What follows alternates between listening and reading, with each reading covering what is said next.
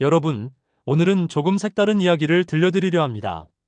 흔히들 뉴스에서만 보던 보이스피싱 사건, 그리고 그 사건 뒤에서 범죄의 허리를 끊어낸 한 형사의 이야기입니다. 물론 실존 인물이 아니라 여러 경찰들의 경험을 모아 만든 가상의 인물, 이름하여 한영수. 그러나 그가 걸어간 길과 수사 방식은 실제 현장에서 일어난 일과 크게 다르지 않습니다. 이 이야기는 단순한 소설이 아니라 우리 주변에서 실제로 벌어지는 현실의 단면이라고 보셔도 좋습니다. 상상해 보십시오. 공항 근처에 있는 평범한 2층짜리 주택. 겉보기엔 평화롭습니다.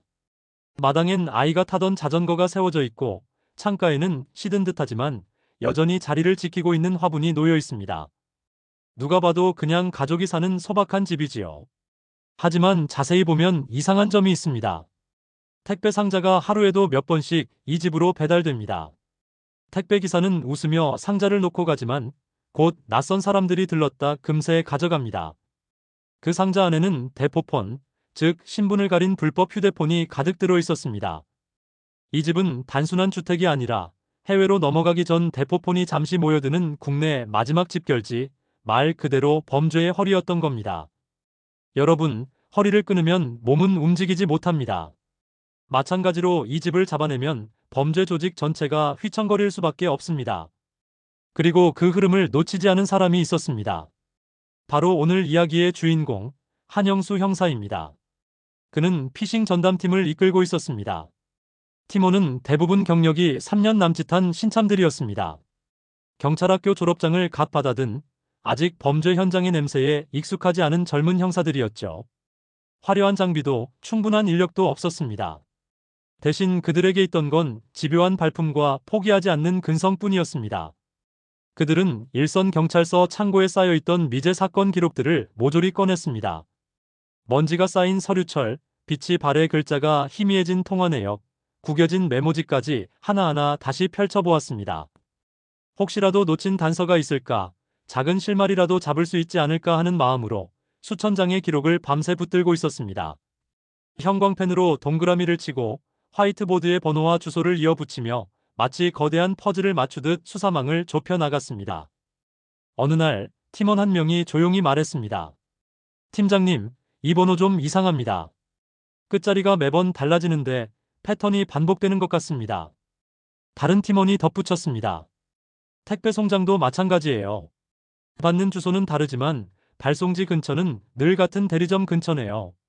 순간 한영수의 눈빛이 번뜩였습니다. 흩어져 있던 퍼즐 조각들이 하나로 맞춰지던 순간이었습니다. 그들은 곧장 잠복에 들어갔습니다. 공항 근처 주택 앞에 낡은 승합차를 세워두고 하루 종일 창문 너머를 지켜봤습니다. 해가 지고 다시 해가 뜨기를 며칠째. 드디어 그날 문이 열리고 낯선 남자가 상자를 들고 들어갔습니다. 그리고 다시 나와 다른 이에게 건네려는 순간 형사들이 달려들었습니다. 상자 안에는 수백 대의 대포폰, 개통 서류, 그리고 윗선에게 보고하던 메신저 기록까지 고스란히 담겨 있었습니다. 문자 몇 줄에서 수십 개의 물류 라인이 드러났고 그 라인을 따라가며 조직의 윗선까지 그림자가 잡히기 시작했습니다. 여러분, 이렇게 말하면 단순히 영화 속 장면 같지요. 하지만 현실은 훨씬 더 치열합니다. 잠복하는 동안 비좁은 차 안에서 컵라면 하나로 끼니를 때우고 혹시라도 놓칠까 창문 틈새로 눈을 떼지 못합니다. 몸은 쑤시고 마음은 조급하지만 단 한 번의 순간을 위해 버팁니다.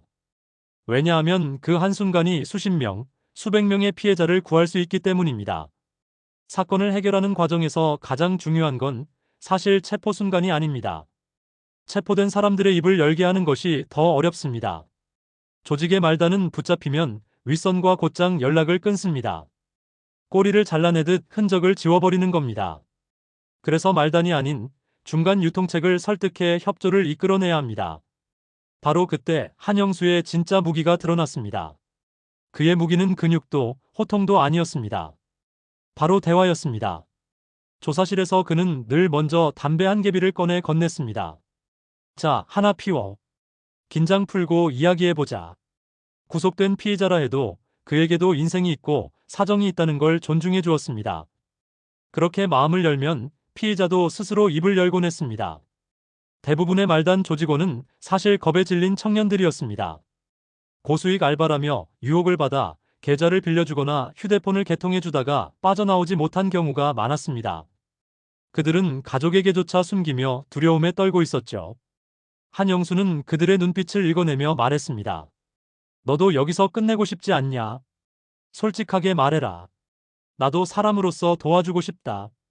그 순간 굳게 닫힌 입술이 흔들렸습니다. 윗선 번호가 있습니다. 저도 이제 그만하고 싶습니다. 협조가 이어지고 끊어졌던 고리들이 하나씩 이어졌습니다. 그는 말했습니다. 조직 수사는 힘으로 밀어붙이는 게 아니라 사람의 마음을 얻는 데서 시작한다고. 여러분, 이 말은 우리 삶에도 그대로 적용되지 않겠습니까? 가족과 대화할 때도, 친구와 관계를 맺을 때도 결국 마음을 얻는 게 가장 중요합니다. 아무리 목소리를 높이고 힘을 써도 마음을 얻지 못하면 관계는 오래가지 못합니다. 이제 조금 시선을 돌려보겠습니다. 왜 보이스피싱 피해자는 유독 50대, 60대 이상이 많을까요? 첫째, 긴급한 상황에 쉽게 휘둘리기 때문입니다. 아드님이 사고를 당했습니다라는 말, 부모라면 누구라도 심장이 먼저 반응합니다. 둘째, 스마트폰과 금융앱에 익숙하지 않은 경우가 많습니다. 젊은 세대는 이상한 링크가 오면 대체로 의심부터 하지만 시니어 세대는 정부나 은행에서 보낸 건가 하고 열어보는 경우가 많습니다. 셋째, 인간적인 정을 이용하기 때문입니다. 제가 지금 곤란합니다. 도와주셔야 합니다라는 말에 선뜻 마음이 움직이는 거죠. 사기꾼들은 이런 심리를 교묘하게 파고듭니다. 지금 당장이라는 긴급성, 검찰과 경찰, 국세청을 사칭하는 권위, 수사 중이니 발설하면 안 된다는 비밀 유지, 그리고 가족과 지인을 차단해 고립시키는 수법. 이 네 가지가 연달아 나오면 10중 8구 보이스피싱입니다. 특히 원격 제어 앱을 설치하라는 요구, 보안 강화를 이유로 인증번호를 요구하는 순간, 그건 100% 사기입니다. 실제 피해 사례 하나를 들어보겠습니다. 오후 3시 은퇴한 아버지에게 전화가 걸려왔습니다. 아들이 교통사고를 당했다는 겁니다.